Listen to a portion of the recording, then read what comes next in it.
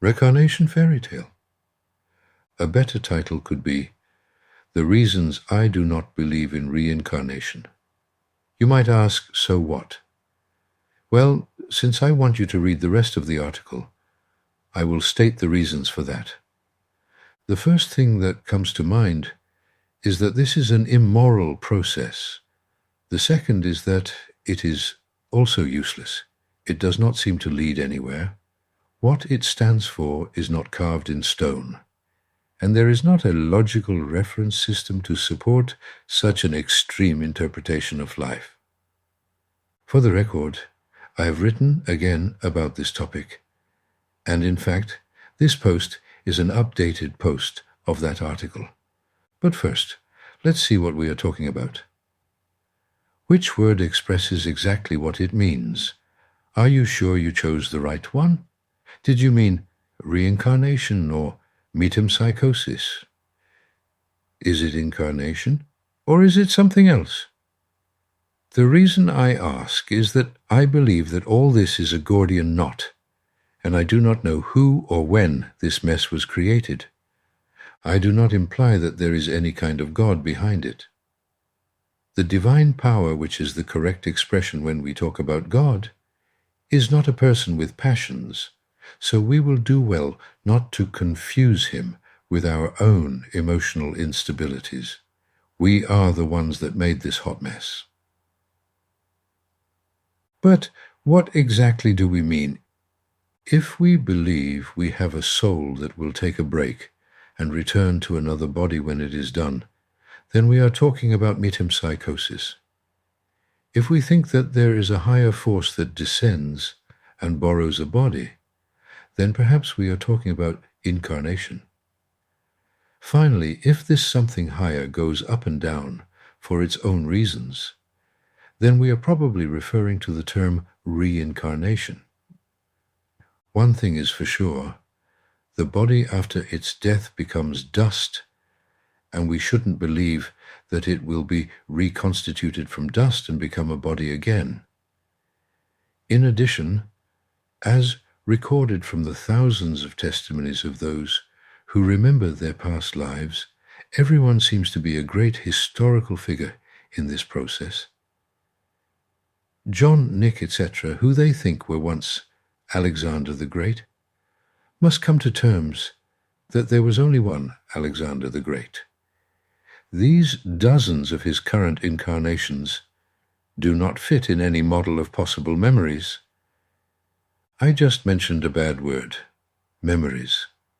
If a man is his memories, we have a problem. Do we remember all the events in our present life? I doubt it.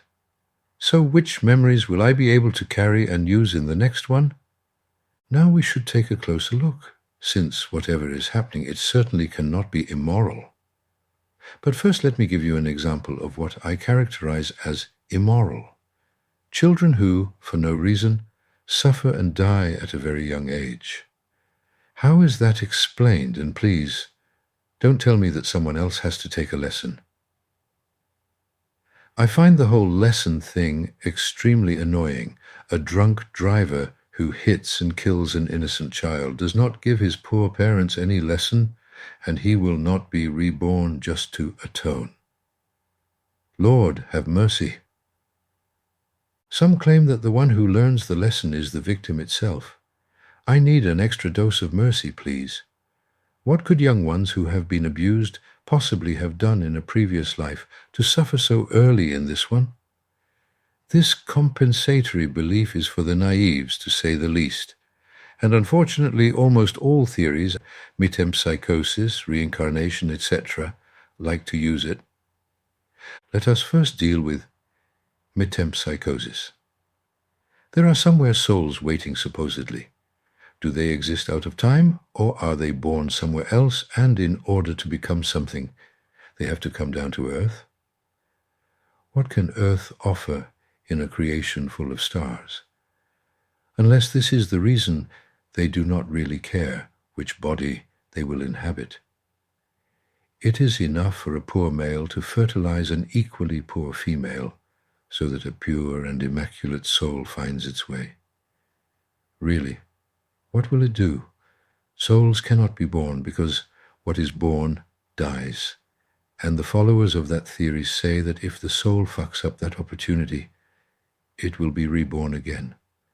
From this theory, we can only keep the scenario that the so-called souls exist in a higher level of existence, created since the creation of the world, and take part in a process that is very difficult to understand. So if we reject the ascent and descent of souls, we move, without understanding it, to the second theory, that of reincarnation, same as before. Something from above descends again and again. By simply removing the word soul, psyche, from the term, we allow more freedom in the process of choosing what comes down. Most people here use the term ego or divine spark, but without explaining why, regarding the repetition of the act. What is the reason for that? The immoral and the unjust remain the same. If we wish to remain rational, we must rule out the process of going up and down. This is a pointless waste of time. And trust me, waste is not a characteristic of creation. The only idea that remains is that of incarnation. Here things are better if we can understand what is embodied. My opinion is that what inhabits a man is a divine spark, which, for difficult-to-understand reasons, chose this process. It experiences the individuality of the reality here and turns it into a lesson. Up there, it is a personality, part of a multifaceted whole. Here it becomes an individuality. What is learned, therefore, is what it means to be an individual person. And when the person dies, the spark will return to the ocean of sparks and become a persona, a face again. The same spark is unlikely to go anywhere again. It is even more difficult than getting a drop from the ocean and, after throwing it back into the ocean, being able to get it back. The one who wins the lesson is the ocean of sparks. So the question that remains is, do we really need that restart? Or did we invent it just to avoid the seriousness of our lives? And of course, what is the purpose of such a process is perhaps the most serious question that should concern us. There is little that I can tell, since from the title, I have already stated that I have no answers. But I can say, with relative certainty, that the ultimate lesson of life cannot have the character of a micro-political strategy. To be clear, if the purpose of life is the deification of man, then what he takes with him cannot be the experiences of how a car works, nor how you can deceive someone, and so many other meaningless info that have to do with the daily life experiences. Eventually, a man has to focus on this question in his life. If anyone has found the answer, I would very much like to know, since I'm still looking for it. Many years ago, I started translating a book by Sri Aurobindo, and the following excerpt is the introduction to his book. The theory of rebirth is almost as ancient as thought itself, and its origin is unknown.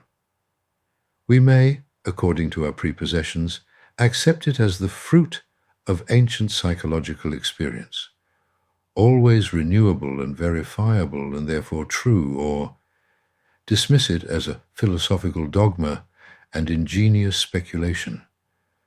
But in either case, the doctrine, even as it is in all appearance well, nigh as old as human thought itself, is likely also to endure as long as human beings continue to think. In former times, the doctrine used to pass in Europe under the grotesque name of transmigration. It brought with it to the Western mind the humorous image of the soul of Pythagoras migrating, a haphazard bird of passage, from the human form divine into the body of a guinea pig or an ass.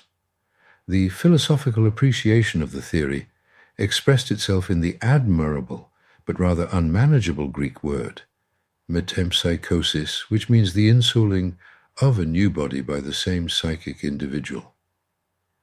The Greek tongue is always happy in its marriage of thought and word, and a better expression could not be found. But forced into English speech, the word becomes merely long and pedantic, with no memory of its subtle Greek sense, and has to be abandoned. Reincarnation is the now popular term, but the idea in the word leans to the gross or external view of the fact and begs many questions.